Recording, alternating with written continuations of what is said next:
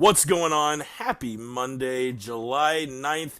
Coming off a big weekend, International Fight Week, culminating in Las Vegas, Nevada, at the T-Mobile Arena with UFC 226. And you're listening to the recap show for UFC 226, joined, as always, by P-Money on Twitter. He is Sweet Pappy Jones. Pat, what's going on, bro?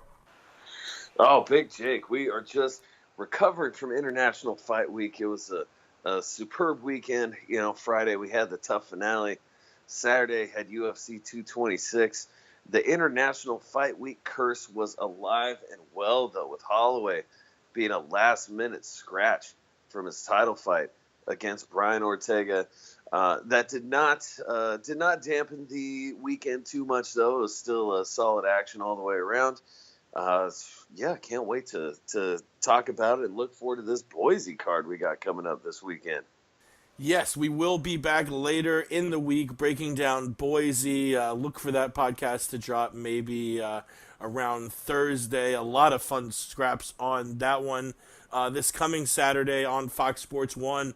But, UFC 226, you mentioned the curse of International Fight Week. It did knock out Max Holloway. Brian Ortega refusing to take on Jeremy Stephens. I think I'm not 100% clear on how everything went down because there were a bunch of featherweights involved. But we do know that Max was pulled because of concussion-like symptoms, which if you watch the interview with him on UFC Tonight with Mike Bisping and Kenny Florian, Bisping actually comments during the interview, "Dude, you look like you're about to fall asleep. Are you all right?" And he did seem kind of just dazed and out of it, much more than he already seems during normal interviews. So he was pulled. I guess he got rocked in practice or something.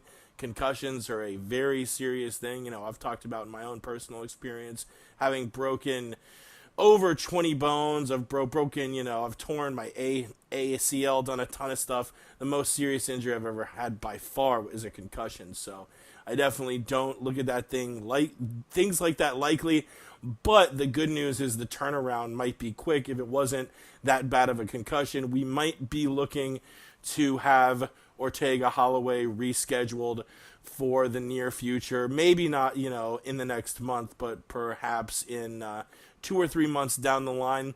And that's really the reason why I didn't have an issue with Brian Ortega not accepting a fight. I think originally they were looking to throw Jeremy Stephens or Frankie Edgar as a replacement. Frankie Edgar couldn't because of some medical procedure he had recently. So Brian Ortega was offered the Stephens fight, turned that down. At first, I was, a bit on the what the fuck side, take the fight, salvage the card. Everyone wanted to see Ortega fight on this card. But having kind of thought it through, the fact that Holloway and Ortega might be a salvageable fight for even, going down later this summer or sometime in the fall, I think it made sense for Ortega to not lace it up and wait for his title shot against the champion Max. So that was wild. We had the wildness of Daniel Cormier tripping on a speaker after the press conference. It ends and down goes DC. Dana White standing right there. He had a nice tan going being in Vegas all week. He turned ghost white immediately. Everyone feared the worst. Especially, just a few months now separated from Tony Ferguson tripping on a wire and that leading to all the fracas at UFC 223 where Al Iaquinta, of all people, ended up subbing in for him. So everyone was a little freaked out by that, but it didn't end up being a problem. Obviously, DC winning at the main event. I want to start with the prelims, though. What did you think about that? Early prelims, we saw Emily Whitmire defeat Jamie Moyle via unanimous decision. A little drama there. Apparently, Emily Whitmire trains at Extreme Couture, where Vinny Magalhaes is a coach. Vinny told Emily over and over that one of his students, Jamie Moyle, he would not be cornering. And Vinny was there for a lot of Whitmire's training and all that, knew a lot about her game plan, and then last minute is there cornering Moyle.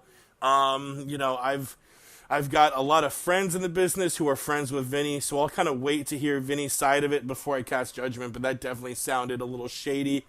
Dan Hooker looking excellent, getting a first round KO over Gilbert Burns, going over to the prelims. 3 unanimous decision wins for Curtis Melinder, Drakkar Klose, and Rafael Asunciao. Asunciao, someone we haven't really heard on the mic that much, finally getting his chance with Joe Rogan and during his post-fight speech, saying, what more do I need to do? I'm 11-1. I want a title shot or something better than, fighting the number 11 guy in the division, which I definitely agree with. I don't know if I would put Asunciao up with the Garbrandts and the Dillashaws of the division, but at the same time, he is the rightful number 3 and should be taking on, top 5 talent in that division at bantamweight at least. In the last prelim fight, Paulo Costa versus Uriah Hall. Uriah Hall early in that fight in the first and second round was devastating Costa with that jab. Hit Costa dead in the mouth with that jab dozens and dozens of times. But it was Costa, the younger guy, who ended up rocking Hall, putting him on roller skates, dropping him, and getting that TKO victory about halfway into round 2.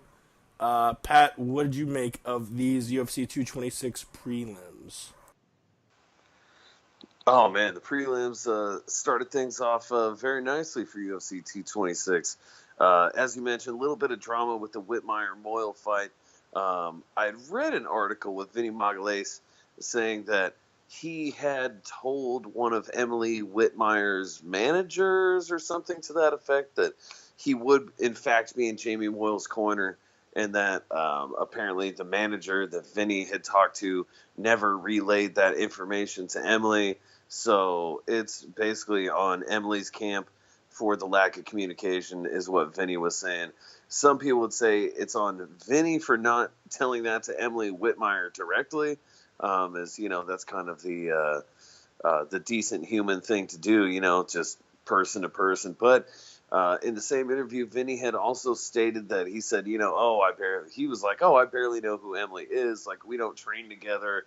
Like, we both train at Extreme Couture, but we don't really train together, was kind of his thing. Like, kind of making it like, oh, yeah, there's really no close relationship there, blah, blah, blah. Jamie's a purple belt under me, Well, just effective communication, people. It's definitely important. Great scrap, though. Good for Emily getting her first UFC victory. Dan Hooker remaining hot, getting the stoppage over Gilbert Burns. Great strikes there to finish it out. And even though on the Fox Sports 1 portion, we had the Alessio Di Chirico, Alex Caceres, and we got switched over there to the Tough 27 finale. All went to decisions. Millender, Close, Asunciao. All fun fights, though. Millender versus Griffin was a back-and-forth affair. Great scrap there, as was Close versus Venata. Both guys, man, that fight, they were just throwing everything at each other. Close, very strong decision there. Asunciao, same with him. Great performance against a super tough bantamweight prospect in Font. Dropped him, used the hands, used the grappling. Really a well-rounded performance there. And Paulo Costa versus Uriah Hall. Jake, as you mentioned, Hall making a lot of good work with that jab early. Had a bit of a reach advantage with that jab. But, man, Costa, with that power, he was putting in some good shots to the body. A lot of good body work, body kicks, punches to the body. It was very unfortunate. There were at least one blow that strayed low. Another that was very debatable that Paulo Costa hit Uriah Hall with. Uriah did get ample time to recover from each one. Certainly wasn't rushed back into it. Paulo Costa and that power just being too much. Getting the TKO in the second round, just brutal, super heavy body shots, heavy shots to the head. He was just banging him up with everything. Great stoppage from Costa. I know he's really not passing the eye test that a lot of people are putting out there, but I mean, hey, until he pops on, he's a huge middleweight. But standing next to Uriah Hall, I was like, okay, this isn't a huge size discrepancy like standing next to, say, Johnny Hendricks. As I was looking at him, I said, okay, man, maybe there's a chance. Maybe there's a chance it's natural. I don't know. Until the magma's in the sauce, we can't really go around saying anything other than impressive performance from Paulo. Yeah, it's hard to kind of take a stance either way on Paulo Costa. Someone accusing him of taking steroids. I mean, we do right now in the UFC have pretty strict standards. USADA isn't getting beat by many people. They test a lot. They test randomly. But at the same time, like you said, the eye test, just looking at Paulo, it would be silly to argue that he's not on some sort of performance enhancer. So I'm kind of going the same road as you are with him until he does get caught, which seems like it should be any time now. Not to say he seems like he would be a cheater, but like you said, just going by the eye test, that that man is doing more than just working out his glamour muscles. But yeah, Costa still undefeated now. I think this brings his record up to 12-0. It was a little contentious before the fight, but he was very classy on social media afterwards. Gets a performance of the night bonus, and the man's a straight dime. So things going well for the Brazilian Paulo Costa. Moving up to the main card. And the main card especially had a lot of results. I just was not expecting. You and I both agreed that Gokhan Saki would be the more technical fighter and probably win the fight. But Khalil Roundtree Jr. Making us both put our what is the saying? Eating our hats. We were eating our hats after this one, not just winning, but getting a TKO finish 96 seconds into the first round. Looking very good there. Tony Pettis beating Michael Chiesa via armbar in the second round. Didn't expect a sub going either way here, but Pettis looking like the Pettis of old. I'm glad I went with my gut here. I was thinking it's normally the younger guy with the positive trajectory that beats not necessarily an old Pettis, but a Pettis who in the last few years had been struggling mightily to stay in the win column. Pettis at a lightweight looking like I said, the Anthony Pettis of old, beating a Michael Chiesa, who I guess is going to be moving up to welterweight after this fight, after missing weight at 157.5. Pettis looking dynamite. And then another fight that went the way a lot of people didn't expect. A lot of folks thought that similarly to the Gokhan Saki Khalil Roundtree fight, Paul Felder with more experience, with a lot more technical striking game, would likely win the fight. But it was Mike Perry who actually used his size, and maybe this move over to Jackson's was the right thing for him, because he definitely looked improved since his few losses he took there going into this fight. But Mike Perry, I think, getting the deserved decision win, winning the split decision 29-28, 28-29, 29-28. I had Perry winning 2 of those rounds. Yeah, interesting wins by Roundtree, Pettis, and Perry. All guys who kind of had a lot of people doubting their chances to get victory, but all of them coming out in the win column. What did you make of these fights, Pat? Well, definitely a big upset as far as Roundtree over Saki. Saki, of course, we talked and everybody did about his K1 credentials leading up to that fight. Maybe he took Roundtree too lightly, but yeah, he got lit up early. Uh, big TKO for Roundtree. Some great momentum for him at the light heavyweight division. Pettis versus Chiesa, I was really back and forth on this one in my head. I said these guys both kind of look to be each other's kryptonite. Chiesa struggling with the lankier strikers. Pettis actually having some trouble with some of the more wrestling or grappling based fighters as of late. Although he has had spectacular grappling success in the past, and as has always been a very good grappler. He had been going through it as of late. I had sided with Chiesa in this one, but Anthony Pettis came through, got a fantastic decision, softened Chiesa up with the strikes, ended up getting that submission on the ground. Textbook Pettis performance. It was good to see him do his thing, get back to form there. And Mike Perry coming in, getting the what I would deem as an upset victory over Paul Felder. I knew that Perry had a good chance. Felder moving up 15 pounds from 155 to 170, fighting a guy who was similarly ranked as him.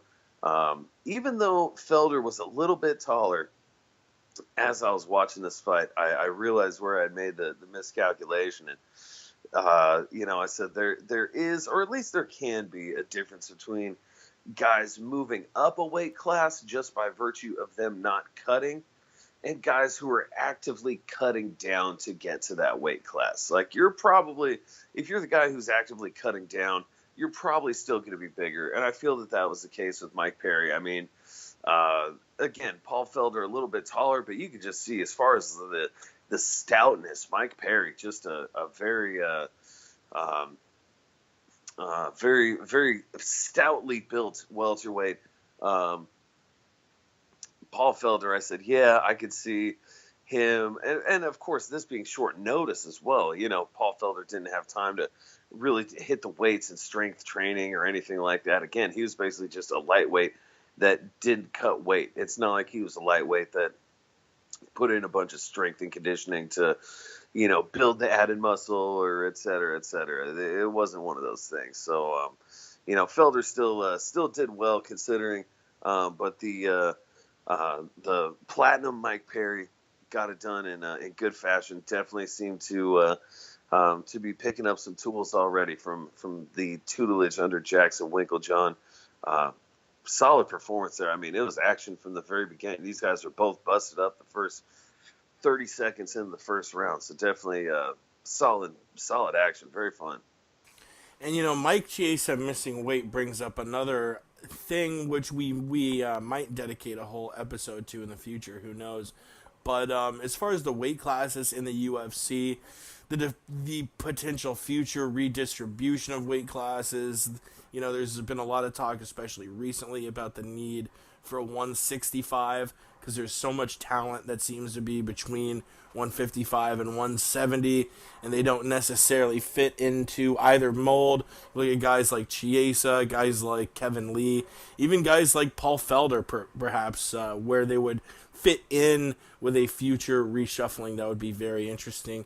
But moving on, the co-main event, and pardon me in advance if I do sound a little bit wheezy. The pollen is in the air, and I'm starting to hear it in my own voice myself. So apologies for that. But we move onward. The co-main event, Francis Ngannou versus Derek Lewis. A fighter's performance isn't necessarily always dictated by their skill and ability. A lot of it comes down to the mental game and the mentality. And a lot of times you just see two guys, normally when you see it, it's only one fighter having an off night. You rarely see both fighters in a fight have an off night, but it happens. It happens greater to certain guys. You think a guy like a BJ Penn or a Donald Cerrone who really would stray wildly from fight to fight. A fighter's mentality has a lot to do with it, and just for some reason or another, both Derek Lewis and Francis Ngannou had off nights. they just weren't really going for anything. Herb Dean even at one point had to chide both of them for not being aggressive at all. Derek Lewis ends up getting the unanimous decision, but I think one round Francis Ngannou maybe threw three punches. I mean, these guys were just kind of standing there looking at each other, not doing much. I don't know if I'd necessarily go as far as to say it was the worst heavyweight fight of all time. We've seen some stinkers. Nikita Krylov versus Soa Palele comes to mind. There have been some historically bad ones before that. I remember a Ben Rothwell fight, I think, in Denver that was quite terrible, a mile up. So yeah, it was a bad fight. Derek Lewis, another underdog, gets the win over Francis Ngannou. Dana White had comments about Francis Ngannou's ego running away from him, and that being a part of why he had fallen under some hard times recently, which I thought was pretty ironic considering maybe the biggest driver of Francis Ngannou's ego was Dana White himself, saying that he hit harder than a like a vehicle in a car crash, and one day he was going to be a global superstar. Dana kind of pointing the finger at Francis when he was a huge part of that reason and problem. That's Dana for you, I guess. But yeah, Derek Lewis gets the dub over Francis Ngannou. I don't really have much else to say on that one. You? Jake, this fight was as boring as watching snails race. I mean, we have certainly seen some heavyweight snoozers over the years. Krylov versus Palele, you mentioned. That fight was terrible, but at least that fight ended in a finish eventually. This one went the full 15, and it was pretty boring. This was like the heavyweight version of Rashad Evans versus Little Nog. It was just patty cake in, a bunch of guys just kind of extending their hands out, trying to find the distance on the other guy. And I heard someone, I want to say it was someone on the Fox Sports 1 analyst desk, that had postulated, these guys both have the reputation of being big, scary heavyweight, one-punch knockout hitter. And they're both used to being that guy when they go into this match. This was a particular match. Of course, everybody at heavyweight's scary.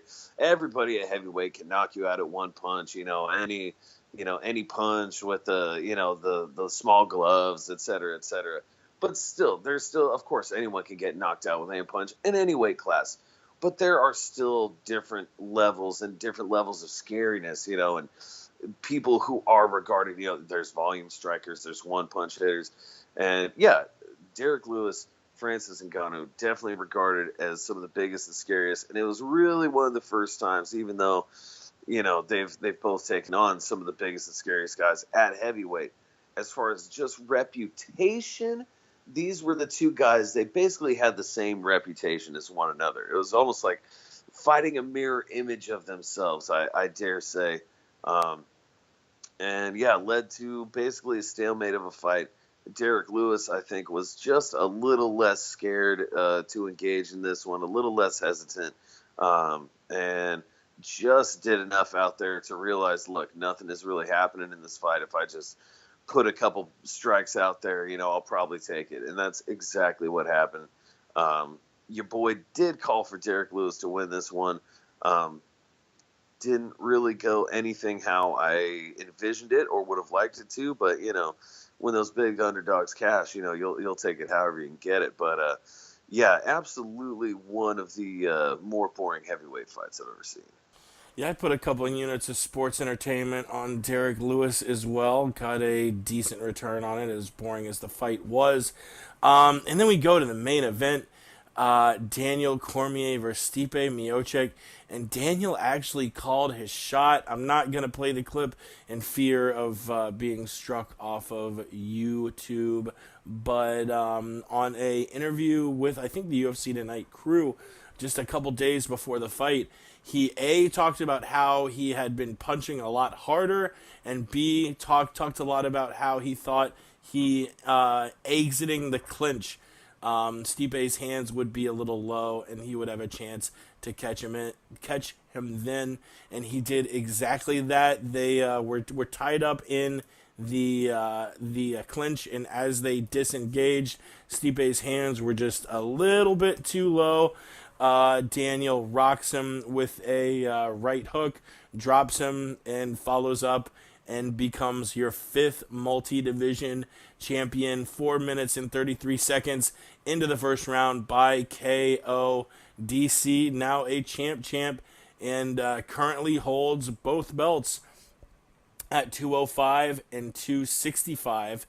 It was, I mean, obviously I've mentioned on this show before how Cormier is my favorite fighter. So personally, I was geeking out and marking out very, very hard. But historically, I mean, this is a big win for DC, dethroning the first man to ever defend the heavyweight title 3 times in Stipe, who I'm sure will be back, and I do believe is probably the best heavyweight in the division, not named Daniel Cormier right now, but Cormier put a stamp on it. And I don't want to talk about his future yet because it was just as noteworthy what happened after the fight. But for the fight itself, what did you make of Cormier defeating Stipe Miocic, becoming the champ at 205 and 265? Well, Jake, this was a very tough one for me to predict. Definitely saw this one going either way. But yeah, Daniel Cormier really solidified his legacy as one of the pound-for-pound greatest that mixed martial arts has ever seen. Just as far as, and in the pound-for-pound talks, a lot of people quantify it in different ways. For me, this is an example where Daniel Cormier, undefeated at heavyweight, never lost a fight there, became the UFC heavyweight champion. At light heavyweight, beat literally everybody except for John Jones, and John Jones literally pissed hot immediately after both of their fights. Not like a couple years later John Jones tested hot, which cast doubt on his legacy, but literally like after every single fight he had with Daniel Cormier, he tested hot for performance-enhancing drugs in competition. Definitely throws a lot of that out the window as far as I'm concerned. As far as effect on the legacy, pardon me, Daniel Cormier, I dare say, has the most thorough pound-for-pound resume of anybody in MMA history. He's also beaten Anderson Silva. He's also beaten Dan Henderson, who they themselves have quite an argument on the pound-for-pound list. Daniel Cormier, man, I kind of took umbrage. I didn't like how he was up there kind of bragging how he was talking about he was knocking out all of his training partners. I did think that was uncharacteristically classless from Daniel Cormier. I didn't really appreciate that. Don't go out there bragging about how you're knocking out your training partners. That's not really cool, first of all. Yeah, it's great that you're, I think beasting it's in the pretty gym. cool. I mean, me personally, I don't. I'm like, it's great you're killing it in training and that it's transferring over to the gym, but man, good luck getting training partners to sign up for you in the future. I mean, anyways, that's neither here nor there, but just as far as his pound for pound status, I think he is at the very top of the list right now, and as it sits, has to be considered the absolute GOAT in MMA. It was a fantastic performance from him, and the way he's done it at heavyweight as well, I think really solidifies his pound-for-pound status, because pretty much everybody he's beat has been significantly larger than him, 6'4", 6'5". He's beaten dudes that are gigantic. And, yeah, he's from cleaning out the light heavyweight division to the heavyweight division. It was, fantastic performance from Cormier. One of the seemingly good dudes in MMA gets the victory, and a sweet coming full circle story, especially getting to win the heavyweight belt in the same building that he was knocked out in to lose the light heavyweight championship just a year prior. Yeah, it was a great night. We found out DC doesn't just stand for Daniel Cormier; it also stands for double champ. And we will be back later on this week to talk about that Brock Lesnar confrontation in the ring, what it means. Cormier said he might defend the belt at 205 again before fighting Brock. It's still unclear exactly how long Brock needs to be in USADA testing before he'll be eligible to fight. Will a fight against John Jones be in the cards? After that, we have a lot to sort of get through and look at. So we will be back later this week, talk a little bit about that, of course, later in the week. Like I said, to preview UFC Boise. But I think that does it for today. Pat, anything before we send it off? Jake, nothing but appreciation for everyone tuning in. Always a pleasure. We love doing it for the people. Jake, always good catching up, breaking down them fights with you, brother. Always a pleasure. The pleasure's mine, buddy. Tune in, obviously, on Twitter, the MMA Podcast Suite, Pappy Jones. Listen to us on YouTube, SoundCloud, iTunes. You can find all the links on the Twitter. And like Pat said, we appreciate the shit out you, and we will catch you another time down the road. Until then, we gone.